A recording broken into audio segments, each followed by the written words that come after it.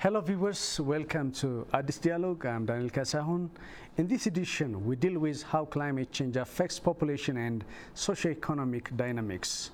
A social scientist from Germany is here at ABC Studio for a talk on climate change and related issues. Welcome and thank you, Dr. Bejamin Shraven. Thank you very much for inviting me.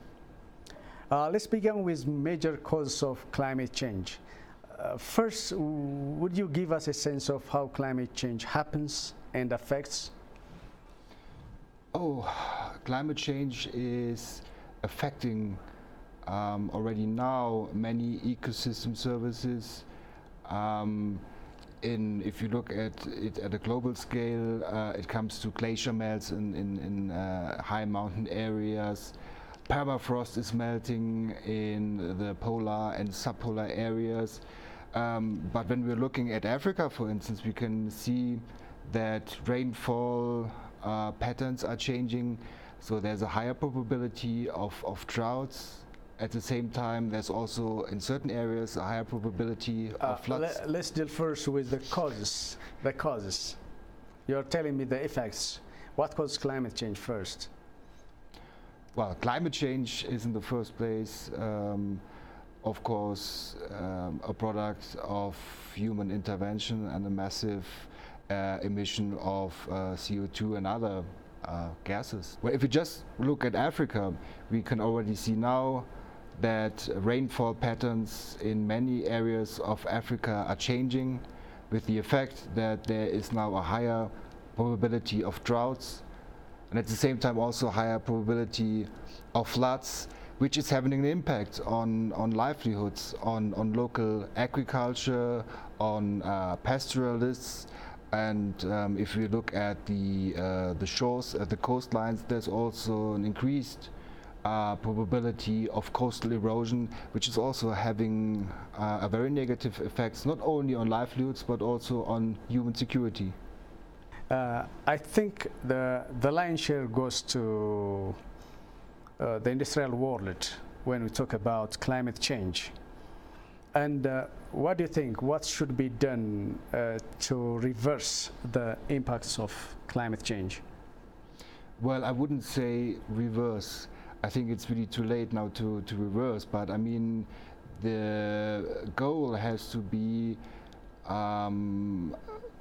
to prevent an escalation of climate change, so that we at the end of this century will not live in a world which is 2 degrees hotter on average than as compared to the world 200 years ago, before industrialization really set in.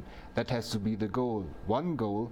And the second goal would be really now to foster the adaptation to climate change, and in particular trying to trickle it down to those people who are most affected by its adverse effects. Who are most affected in your perspective? Generally poor people, urban poor people, and if you look at Africa, mainly smallholders, pastoralists, fishermen, so people whose livelihoods are directly depending on making use of natural resources. I think they are the ones who are hit at full tilt by the effects of climate change. How about in fighting this climate change? The Paris Agreement is there, but what if someone denies it and pulls out of the deal? I think you're making a reference to Mr. Trump. Yeah. Yeah, it's a problem for sure, but I think the positive side to it is that the other large-scale emitters of CO2 and other gases, the large-scale inducers of climate change, like China, but of course also Europe, they are still on board, and I think they would really like to see some progress. I mean, they should be doing more for sure, but I think they are also willing to sideline the US and Mr. Trump. Mm-hmm. What can they do? What do you suggest, comment the industrial world to do in the fight against climate change?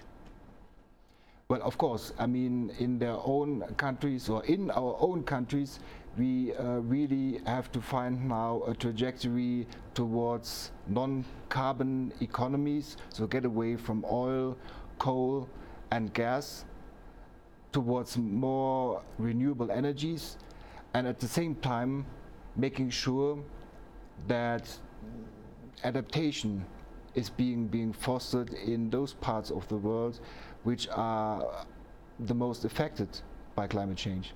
Tell us about how climate change and population dynamics are related, how it's related to migration. Well, you see, in Europe, many people are afraid that climate change might cause the next big wave of migration towards Europe. Many people are afraid of so-called climate refugees.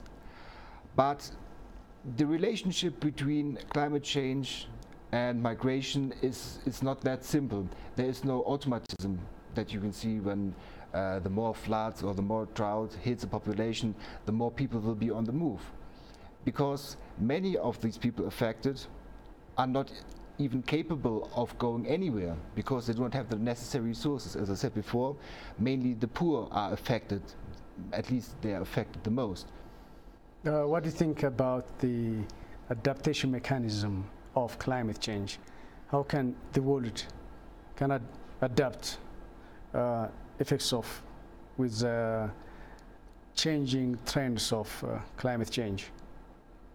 Well, that will be a huge task for the whole of mankind, or at least for large parts of mankind. And I think first important challenge is now to make the lives of people safer in those areas which are really threatened by natural disasters. At the same time, we will also need to make livelihoods more resilient to these impacts of climate change. And then again, we're talking about agricultural production, we're talking about anything else which is related to making use of ecosystem services. And when it comes to smallholder agriculture, we will also find a way to commercialize agricultural production in Africa, for instance, and not trying to preserve the smallholder agriculture the way it is in many parts of Africa still right now. Do you think that the world is coping up with the effects of climate change? The world could do better, and the world has to do better, because in particular these aspects that we've now already talking about, trickling down adaptation measures to those who are affected the most, urban poor, farmers, fishermen and so on and so on. This is really a challenge where we need to invest more. But they are not responsible for the causes of climate change. No, of course not. So who takes the lion's share? Lion's share, of course, has to come from those who also historically have been the ones who emitted the most CO2 and other damaging gases to the world climate. Do you think that they are responsible to compensate those affected by their reckless or irresponsible way of emitting gases and causing climate change? In short, yes. I mean, at least they have to take over the lion's share. How do you think they can compensate, they can help the affected ones?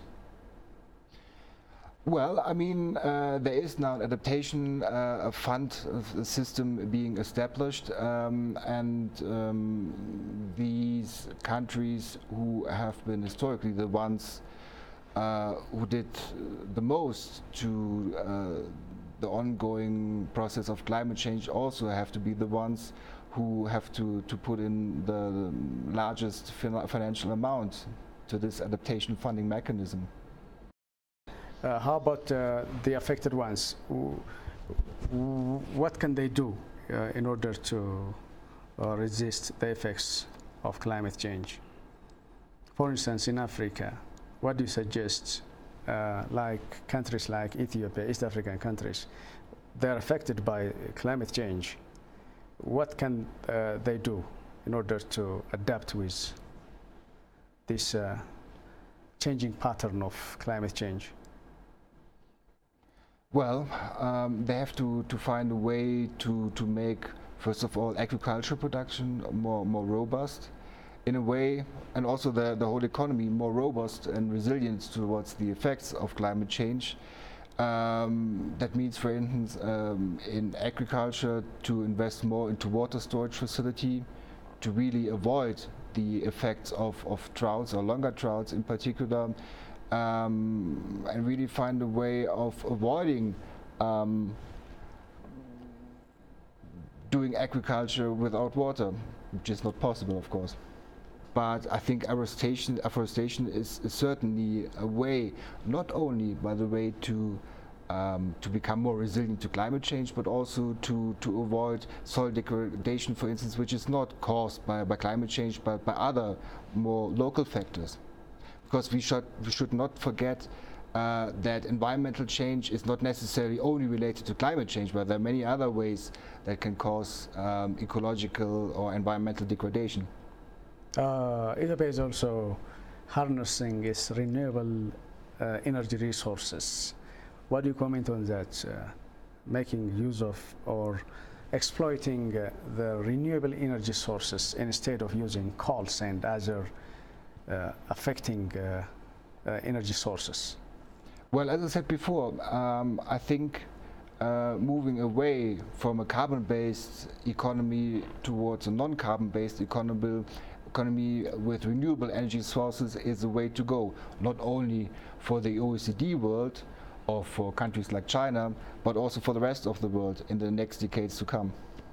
Any suggestion for countries like Ethiopia to become resilient on effects of climate change? Well, I mean, we've talked about earlier about migration, and migration is also a way of adapting to these effects of climate change. But in order to really make it work as an adaptation mechanism, as an adaptation strategy, certain measures also need to be in place. That means, like, people need to have an infrastructure to remit like their money or other things back to their families, and they should be protection mechanisms to avoid them from labor exploitation in order for them to earn some money, which in the end is also very beneficial for their families. And they in turn then can make use of the money to cope with the effects of climate change, which might be harvest loss or other. You want to relate climate change with migration. Are they really directly related? Not directly. There are many factors which have an impact on people's decisions to migrate. And environmental change, climate change usually is not, let's say, a dominant factor which really drives people out of their homesteads, but it's also a factor which influences migration decisions, yes, but it's not something where you would say the movement which is taking place in areas affected by climate change, the factor environmental change, climate change is not really a dominant one, but it's adding to many other factors like bad infrastructure or bad economic alternatives, and then it might be a trigger, could be a trigger where people finally decide to move out. I see the reverse. Instead of climate change causing migration, migration is causing climate change, because when people migrate to a certain place, to a certain country, they affect the ecosystem. So I see migration is causing climate change. What do you comment on that? It might be that there's also the other way around, because usually we think that there's the link from the one hand side, from the one direction, that climate change is impacting on people to move. But of course, when people move in larger quantities, I mean, it also might change the local environment. But it's also a matter of governance system to avoid over-exploitation of local resources when people move in largely and rapidly. Finally, I want you to suggest Ethiopia having a population of millions of smallholder farmers. How do you think they can be effective in their activities?